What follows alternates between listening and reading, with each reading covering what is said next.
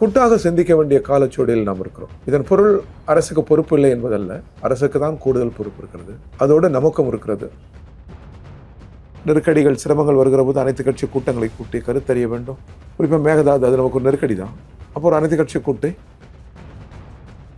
ஒரு வலிமையான கண்டனத்தை பதிவு செய்ய மாட்டாங்க. திருவள்ளுவருக்கு காவி உடை உடுத்தினதாகட்டும், தமிழ் தாய் வாழ்த்து 3வது இடத்துக்கு தள்ளப்பட்டதாகட்டும், இது எதுக்குமே அரசின் சார்பில் இருந்து ஒரு கடுமையான கண்டனங்கள் யாருமே பதிவு செய்ய மாட்டாங்க. இப்பதான் அதிகாரத்துக்கு வந்திருக்கிறாங்க, எல்லாருமே புதிது. காலங்கள் செல்ல செல்ல அவர்களுக்கு பாஜக எதிர்ப்பு அப்படின்னு வரும்போது திமுக கிட்ட இருக்கிற ஒரு நிலை, விஜய் கிட்ட இப்ப நம்ம ஆதரவு தரோம் அப்படிங்கிற ஒரு நிலையில விஜய் பாஜக எதிர்ப்பு உறுதியா எடுக்க மாட்டாரு அப்படின்னு நம்ம புரிஞ்சுக்கலாமா? இப்பொழுதே கணித்து விட முடியாது. நாளை மறுநாள் என்ன நடக்கும்? அதிமுக ஒரு ஜனநாயக இயக்கம், திமுக ஒரு ஜனநாயக இயக்கம், இப்பொழுது வந்திருக்கிற தாவேகாவும் ஜனநாயக இயக்கங்கள் தான். இப்போ நாங்க திமுக கூட்டணியில் தான் இருந்தோம், இப்பவும் இருக்கோம், இப்போ இருக்கீங்கன்னு புரிஞ்சுக்கலாம். நாளை மறுதினம் இது பற்றி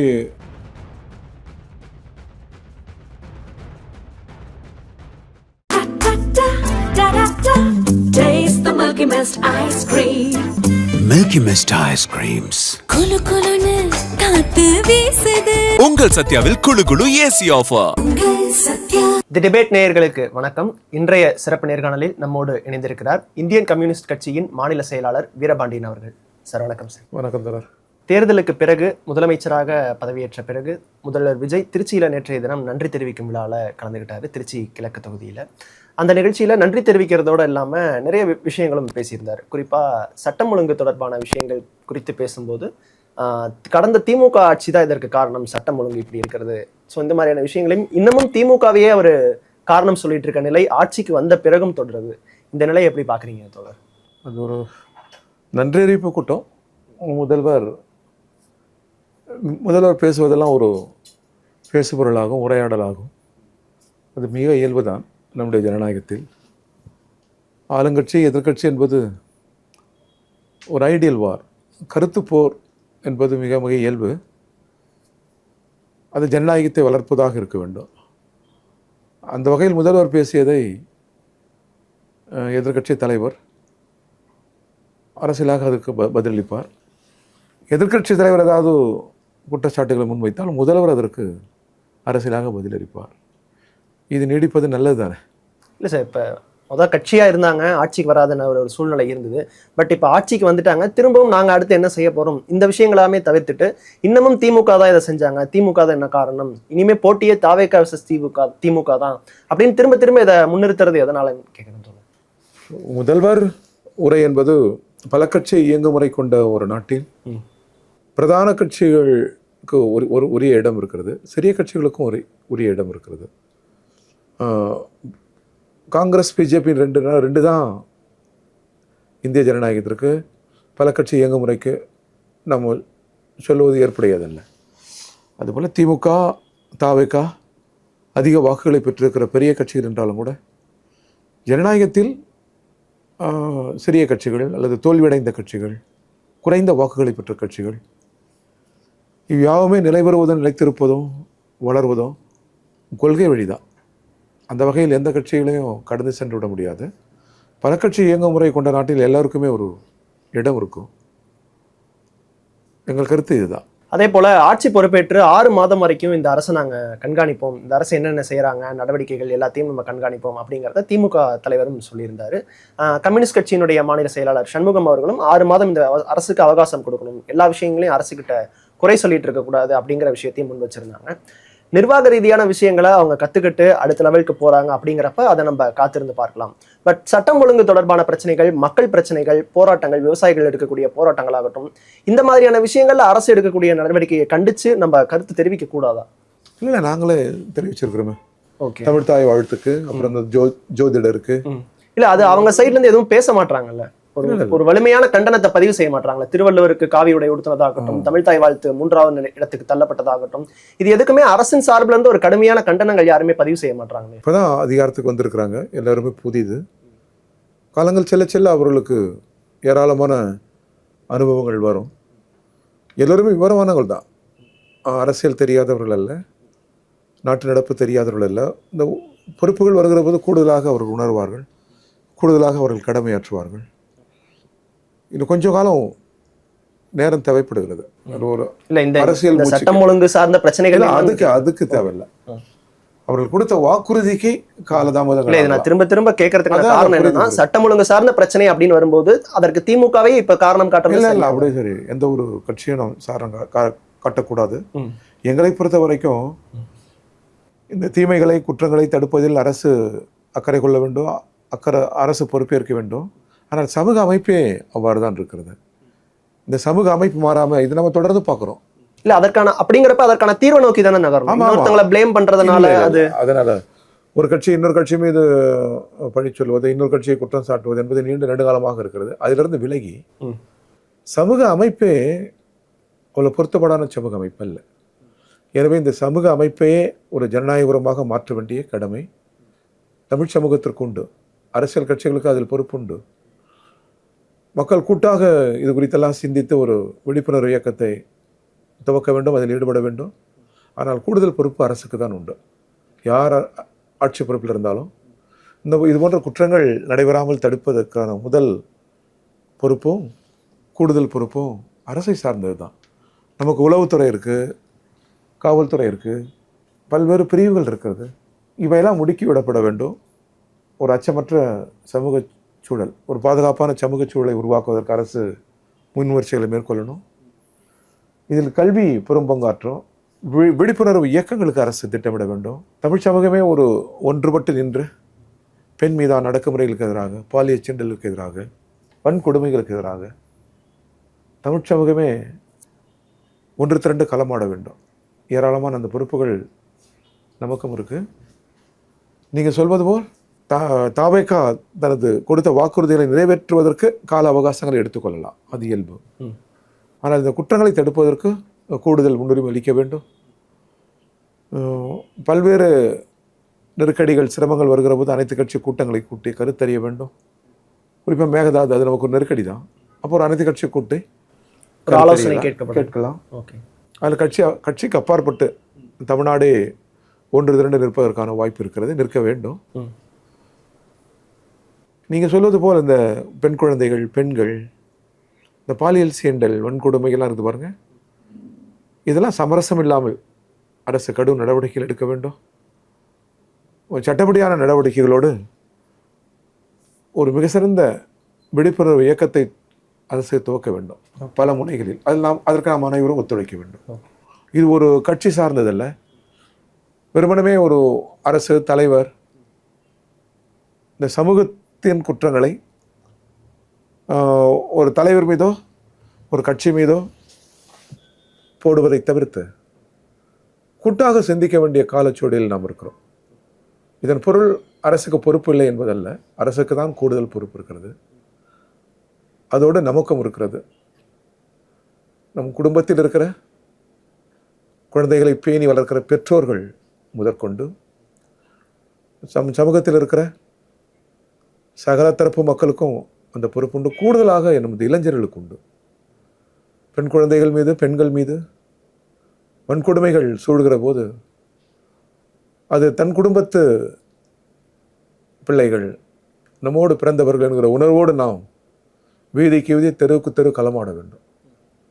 அச்சமற்ற ஒரு சமூக சூழலை உருவாக்குவதற்கு இளைய சமூகம் முன்வர வேண்டும். பெரும் பொறுப்பு நமக்கு இருக்கிறது. அதே போல பயிர்க்கடன் தள்ளுபடி செய்யப்படும் அப்படிங்கிறத தாவேகா தங்களுடைய தேர்தல் வாக்குறுதியில சொல்லியிருந்தாங்க. தேர்தலுக்கு பிறகு அவங்களுடைய வாக்குறுதியில பாதி கடன் தான் தள்ளுபடி செய்யப்பட்டிருக்கு அப்படிங்கிற ஒரு நிலை இருக்கு. அதை கண்டித்து விவசாயிகள் தமிழ்நாடு முழுவதும் பல்வேறு பகுதிகளில் நேற்று ஆர்ப்பாட்டங்களிலும் ஈடுபட்டாங்க. அவங்கள காவல்துறையினர் குண்டுகட்டா கைது செய்கிற நடவடிக்கைகளையும் நம்ம பார்த்துருக்கோம். கடந்த ஆட்சியில கம்யூனிஸ்டுகள் ஆளுங்கட்சிக்கு எதிரான நிறைய போராட்டங்களை முன்னெடுத்ததை நம்ம பார்த்திருக்கோம். பட் இந்த ஆட்சியினுடைய தொடக்கத்துல இப்ப கம்யூனிஸ்டுகளோட செயல்பாடு குறைவா இருக்கிற மாதிரியான ஒரு பார்வை. இல்ல, ஆட்சிக்கு வந்து கொஞ்ச காலம் தான் ஆகுது. இல்ல, அவங்க குறைந்த காலமா இருந்தாலும் இஷ்யூ எவ்வளவு பெரிய விஷயம், அதோட தாக்கம் எப்படி இருக்குங்கிறத நம்ம அறிக்கை விட்டுருக்கிறோம். போராடுவதெல்லாம் எங்க விவசாயிகள் தான் தமிழ்நாடு முழுவதும். இந்த கடனை முழுவதுமாக ரத்து செய்ய வேண்டும். விவசாயிகள் ஒரு தேசத்தின் சமூக அறிவியல் விஞ்ஞானி. அவங்க ஒரு துண்டு நிலத்தை வைத்துக்கொண்டு இயற்கையோடு போராடுகிறார்கள்.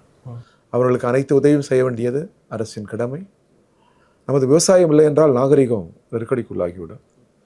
எனவே விவசாயத்தை காப்பது சமூகத்தை காப்பதற்கு சமம்.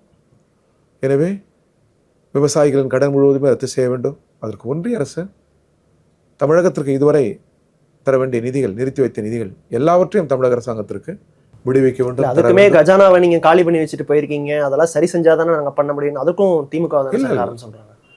அரசு தன் பொறுப்பை உணர வேண்டும். இல்ல இப்ப பொறுப்பு இல்லாம பேசுறாங்க. அரசு தன் பொறுப்பை உணர்ந்து ஓகே, கடந்த ஆட்சியை அது கடந்தது வந்து free mature today is opt.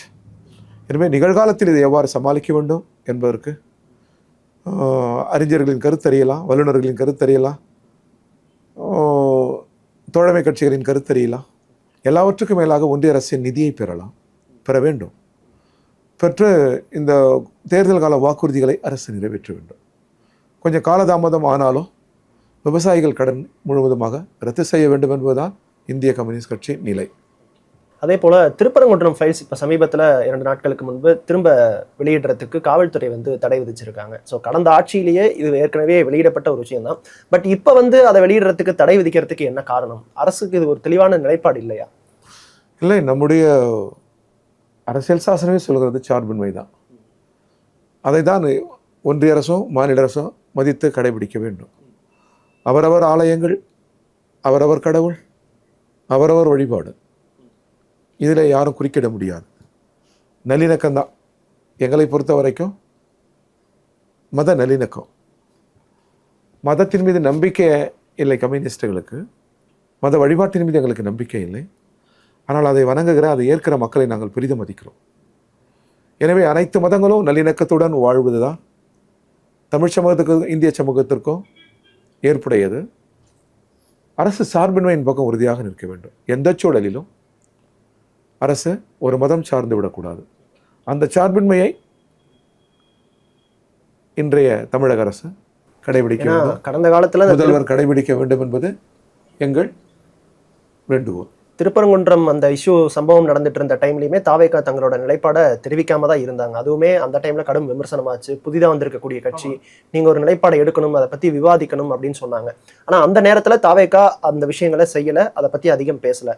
But இப்ப இந்த தடை கொடுத்திருக்கிறதும் எது அரசியல் ரீதியான ஒரு போக்கா பாக்குறாங்களா? பாஜகவினுடைய தூண்டுதல்ல இந்த மாதிரி தாவேகா அரசு இந்த மாதிரி செய்யறாங்க அப்படிங்கிற விமர்சனங்களும் முன்வைக்கப்படுது. இது கண்டிக்கத்தக்கதா இல்ல ஏற்றுக்கொள்ளலாமா? எது எப்படி இருந்தாலும் தமிழக அரசு மதச்சார்பின் பக்கம் உறுதியாக நிற்க வேண்டும். நிற்பதுதான் சட்டத்தின்படியான ஆட்சிக்கு பொருள். அதே போல நேற்று திருச்சியில பேசும்போது முதல்வர் விஜய் இன்னொரு விஷயமும் சொல்றாரு. என்னன்னா, என்னை வெற்றி பெற வச்சிருக்கீங்க, அதுக்கு நன்றி.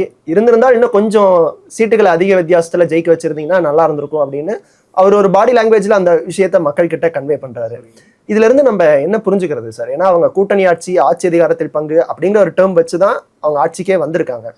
சோ அப்படி கூடுதலா அவங்களுக்கு ஒரு நிலை வந்திருந்தா இன்னைக்கு கம்யூனிஸ்டுகள் கிட்டயோ இல்ல விசிகா கிட்டயோ ஒரு ஐயுஎம்எல் கிட்டயோ ஆதரவு கேட்டிருக்க நிலை ஏற்பட்டிருக்காது அப்படிங்கறத அவர் உணர்ந்து அப்படி பேசுறாரு நம்ம எடுத்துக்கலாமா? இருக்கலாம் கூட. இருந்த அவ்வாறு கருத்து சொன்னாலும் ஒன்றும் அதை கடந்து போகும் ஜனநாயகம். மக்கள் தான் தீர்ப்பளிக்கிற இடத்தில் மக்கள் இருக்கிறார்கள். இன்று இவ்வாறு தீர்ப்பளித்திருக்கிறார்கள், நாளை வேறொரு தீர்ப்பளிப்பார்கள். இந்திய ஜனநாயகத்தின் எஜமானர்கள் மக்கள் தான் என்பதை காலம் எல்லோருக்கும் உணர்த்தி கொண்டே இருக்கிறது. முதல்வர் பேசுகிற அரசியலாகட்டும், எதிர்க்கட்சிகள் பேசுகிற அரசியலாகட்டும், எல்லாவற்றையும் தமிழ் மக்கள் உற்று நோக்குகிறார்கள். எல்லோருமே மக்களிடமிருந்து பாடங்களை பெறுவோம். எவ்வளோ பெரிய உயரத்தில் இருந்தாலும் நமக்கு கற்றுத்தருவது மக்கள் தான். மக்களிடமிருந்து நாம் பாடங்களை பெறுவோம்.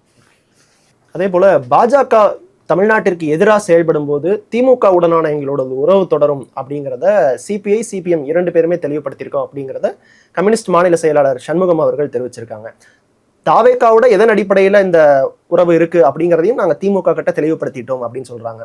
ஸோ பாஜக எதிர்ப்பு அப்படின்னு வரும்போது திமுக கிட்ட இருக்கிற ஒரு நிலை, விஜய் கிட்ட இப்ப நம்ம ஆதரவு தரோம் அப்படிங்கிற ஒரு நிலையில விஜய் பாஜக எதிர்ப்பை உறுதியா எடுக்க மாட்டாரு அப்படின்னு நம்ம புரிஞ்சுக்கலாமா? உங்களுடைய புரிதல் பொறுத்திருந்து பார்க்கலாம். இப்பொழுதே கணித்து விட முடியாது. நாளை மறுநாள் என்ன நடக்கும் இல்ல சார். தேர்தலுக்கு முன்னாடியே ஒரு பாஜகவை அவர் எந்த அளவுக்கு விமர்சிக்கிறாரு அப்படிங்கறதுல பல்வேறு விமர்சனங்கள் இருந்தது. திமுகவை விமர்சிக்கிற அளவுக்கு பாசிச பாஜகன்னு ஒரு வார்த்தை சொன்னாரு, அதன் பிறகு பெரிதா விமர்சிக்கல அப்படிங்கிற ஒரு விமர்சனமும் இருக்கு. பட் இப்படியான நிலையில இந்த ஒரு விஷயத்த சொல்றது வந்து எப்படி நம்ம எடுக்கலாம்? கொஞ்சம் பொறுத்திருந்து பார்ப்போம். என்ன கொள்கை, என்ன பிரகடனங்கள், என்ன கோட்பாடு என்பதெல்லாம் கொஞ்சம் பொறுத்திருந்து பார்க்கலாம். கொஞ்சம் கால அவகாசத்தை கொடுத்து பார்ப்போம். ஓகே, அதன் பிறகு நம்ம கருத்தை சொல்லலாம். Okay sir. இந்த ஆட்சி அதிகாரத்தில் பங்கு, வெளியிலிருந்து ஆதரவு அப்படின்ட்டு கம்யூனிஸ்டுகள், விசிகா, ஐயுஎம்எல் உள்ளிட்ட கட்சிகள் ஆதரவு கொடுத்திருந்தீங்க. விசிகாவும் ஐயுஎம்எல் கட்சிகள் இப்ப அமைச்சரவையில் இடம் பெற்றிருக்காங்க. இந்த முடிவு எப்படி பாக்குறீங்க சார்? உங்களுக்கு அமைச்சரவையில் இடம் பெறணுங்கிற நோக்கம்? அவர்கள் கட்சி அவர்கள் முடிவு எடுத்திருக்கிறாங்க. இப்போ எங்கள் கட்சி, ஓகே, இந்திய கம்யூனிஸ்ட் கட்சி, நாங்கள் இந்த முடிவு எடுத்திருக்கிறோம். வெளியிலிருந்து ஆதரவு தருவதாக முடிவு எடுத்திருக்கிறோம். அதே போல அதிமுகவுடனான ஒரு பேச்சுவார்த்தை ஒரு பக்கம் போயிட்டு இருந்தது அப்படிங்கிற தகவலும் நம்ம கடந்த நாட்கள்ல பார்த்திருப்போம். 25 எம்எல்ஏக்கள் அந்த இடத்துல தாவேகாவிற்கு ஆதரவா சட்டசபையில தங்களுடைய ஆதரவை தெரிவிச்சிருந்தாங்க. இந்த ஆதரவை விஜய் ஏத்துக்கிட்டாரு அப்படின்னு நம்ம பார்க்கலாமா? ஏன்னா அதிமுக உள்ளிட்ட கட்சிகளோட கூட்டணி வைக்க மாட்டோம், மதசார்பற்ற கூட்டணி கட்சிகளோட தான் நாங்க இருப்போம் அப்படிங்கிறத சொல்லி தான் உங்ககிட்ட எல்லாம் ஆதரவு வாங்கியிருக்காங்க. பட் இப்படியான ஒரு நிலையில அதிமுக கூடயும் அமமுக அந்த சைடு கூடயும் பேச்சுவார்த்தை நடந்தது, குதிரை பேரம் நடந்தது அப்படிங்கிற விஷயம் எல்லாம் பெரிதளவுல பேசப்பட்டது. இந்த விஷயங்கள் எப்படி சார் பார்க்கலாம்? இல்லை, எங்களை பொறுத்த வரைக்கும் எங்கள் ஆதரவே போதும். நாங்கள் 5 ஆண்டுகள் இப்போ ஒருவேளை அதிமுக அந்த 25 ஆதரவை விஜய் ஏற்றிருந்தா கம்யூனிஸ்டுகளோட தேவையோ விசிகா ஐயுஎம்எல்லோட தேவையோ ஏற்பட்டிருக்காதே சார்? ஏற்படாவிட்டால் என்ன, அதனால் என்ன ஆகும்? ஏற்படாமல் போகலாம். எங்களை பொறுத்த வரைக்கும் அறமற்ற அரசியல் ஏற்புடையதல்ல. ஒரு அறம் சார்ந்த அரசியல் தான் மாற்று அரசியலாக இருக்க முடியும். அதை முதல்வர் முன்னெடுக்க வேண்டும் என்று நாங்கள் கேட்டுக்கொள்கிறோம். நாங்கள் தருகிற ஆதரவே போதுமானது. மக்கள் மிகுந்த நம்பிக்கையுடன் வாக்களித்திருக்கிறார்கள் முதல்வருக்கு. 1,75,00,000 மக்கள் வாக்கு என்பது சாதாரணமானதல்ல. எனவே அந்த மக்களின் எதிர்பார்ப்புகளை, ஆனால் கம்யூனிஸ்டுகள் விசிகா ஐயுஎம்எல்க்கு கொடுத்த வாக்குகள் முதல்வர் ஸ்டாலின் அவர்கள் முதல்வர் ஆகணும் அப்படிங்கிற அடிப்படையில் தான் சார் அந்த வாக்குகள். அது ஒரு இப்போ எங்கள் வாக்கும் திமுக. ஏன்னா இப்ப தேர்தலுக்கு பிறகு திமுக கூட்டணி எல்லா கட்சிகளுமே இப்ப ஆட்சி அதிகாரத்தில் பங்கு பெற்றாங்க. நீங்க வெளியில இருந்து ஆதரவு தரீங்க. இப்ப திமுக தனியா நிக்கிற மாதிரியான ஒரு தோற்றம் ஏற்படுத்தி இருக்குல்ல சார், அது சரியா? இல்ல, திமுக தனியத்தை இல்லை. கோடிக்கு மேல் வாக்குகளை பெற்றிருக்கிறது திமுக. இல்ல, கூட்டணி கட்சிகளோட ஆதரவு கேட்கிறேன். தேர்தலுக்கு முன்பு மெகா கூட்டணி அப்படிங்கிற அவசியம் ஏற்படல. பல கட்சி இயங்குமுறை கொண்ட ஜனநாயகத்தில் திமுக ஆட்சி அமைக்கிற சூழல் இல்லை, அதிமுக ஆட்சி அமைக்கிற சூழல் இல்லை. பெரும்பாலும் கட்சிகளில் தனித்த இடம் தாவேகாக்கு 108 இடம் மக்கள் அளித்திருக்கிறார்கள். இது மக்கள் அளித்த தீர்ப்பு, அதை மதிக்க வேண்டும். மக்கள் முன்மொழிந்ததை நாம் வழிமொழிய வேண்டும் என்று நாங்கள் ஆதரவு அளித்திருக்கிறோம். இந்த ஆதரவுக்கு இன்னொரு காரணம், காலதாமதங்கள் ஏற்பட்ட இந்த இடத்தில் ஆளுநரை அமர்ந்து விடக்கூடாது. இந்த அரசியலும் எங்களுக்கு இருக்கு. எனவே அதிமுக ஆட்சி அமைக்கிற சூழலை நாங்கள் கெடுக்கல, திமுக ஆட்சி அமைக்கிற சூழலை நாங்கள் கெடுக்கல. பெரும்பான்மை அரசியல் கட்சிகளில் பெரும்பான்மையான இடம் தாவேகாக்கு. எனவே அதை ஆதரிப்பதென்று நாங்கள் அரசியலாக முடிவெடுத்திருக்கிறோம். இப்போ நாங்கள் திமுக கூட்டணியில் தான் இருந்தோம், இப்போவும் இருக்கீங்கன்னு புரிஞ்சுக்கலாம். ஆமாம், அதிகாரப்பூர்வமாக திமுக கூட்டணியில் தானே இருக்கிறோம். நாளை மறுதினம் இது பற்றி கட்சியில் கூடி முடிவெடுப்போம். அது நாளை. ஆனால் வாக்குகள் பெற்றது திமுக கூட்டணியில் இருந்தால் நாங்கள் பெற்றோம். திமுக உழைப்பு முன்னாடி கேட்டதுல ஒரே ஒரு பாயிண்ட் மட்டும் நான் திரும்ப கேட்கணும்னு நினைக்கிறேன். பாஜக எதிர்ப்பு அப்படின்னு நம்ம வரும்போது நாங்க திமுகவோட சேர்ந்து நிற்போம் அப்படிங்கிற நிலைப்பாடு. பாஜக எதிர்ப்புன்னு திமுக கூட மட்டுமில்ல, ஜனநாயக சக்திகள் அனைத்தோடும் நாங்கள் சேர்ந்து. தாவேகாவும் இதுல இருக்காங்க. அதில் திமுக தாவேகெல்லாம் ஜனநாயக சக்திகள் தானே. பல கட்சி இயங்கு முறையில் அது வகுப்பாத கட்சிகள் அல்ல. சமயத்தில் உடன்பாடு கொள்கிறாங்க, கூட்டணி அமைக்கிறாங்க என்பதற்காகவே அவைகளை ஒரு பாசிச கட்சியாக இயக்கமாகவும் வகுப்பாத கட்சி இயக்கமாக நாங்கள் பார்ப்பதில்லை.